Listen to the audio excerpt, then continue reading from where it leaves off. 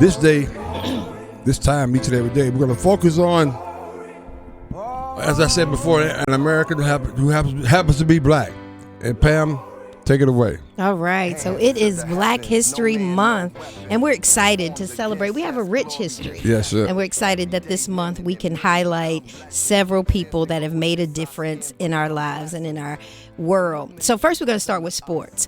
In 1908, after winning the 4x400 meter race, John Taylor became the first African American to win the gold in the Olympics. And in 1948, we've got women doing their thing way back then. Wow. Alice Coachman became the first black woman in the world to win an Olympic gold medal while competing in the high jump. In 1920, we had Fritz Pollock and Bobby Marshall became the first black athletes. You know something about that, to play in what? The NFL. Wow. So he was also Pollock was also the league's first black coach, as we talk about, getting back to having a black coach in the NFL. That was 1920. We're still working on that in 2022. And more than we do now. Right. In 1996, Cheryl Swoops became the first player to sign with the WNBA, with the league debuting a year later. So now let's look at entertainment. In 1977, Roots. You remember that miniseries? You Roots? say 77? 1977. Wow. Chicken George. Yes, that was a miniseries. Yeah.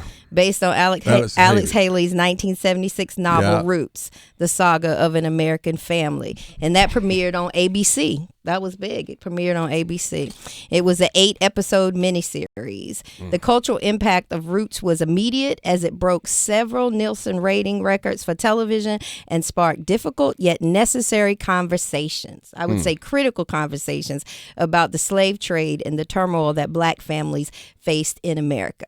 Now I've got another one for you. Dubbed hip-hop's first godmother by Billboard, she was a singer and a music producer.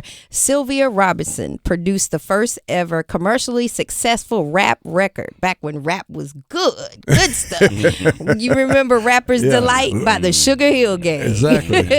Along with her husband, and she co-owned the first hip-hop label, Sugar Hill Records. Rapper's Delight. We know the guy that played bass line. Yep. In that song. Shout out to Chip. Chip Sharon, who's from Durham. Yeah. Okay. All right. So that's our Black History Spotlight moments in sports and entertainment. Thank you, Pam. That's pretty good. That's awesome. We're going to be highlighting, daylighting all sorts of individuals as we continue down the line. This is something very, very important to all of us. And we're going to make sure that we continue to do so. That's funny. So 1977, you could put Roots on television. Mm-hmm. But now we're worried about critical race theory. Okay. All right. No, and the thing is, Good point. That's a great point. That's a great point. Well, I tell you.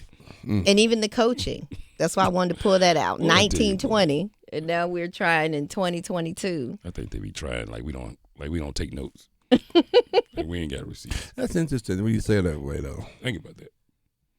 We got the same amount of coaches in the NFL Now, at this moment, head coaches at this moment, as we had in 1920. 1920. It's something wrong with that, don't you think? It's something really wrong with that. Really wrong with that. Anyway, we're gonna keep it going. The more we grow, the more we stay the same. Unfortunately, we gotta change that. The more you show. The more we grow, the more you show.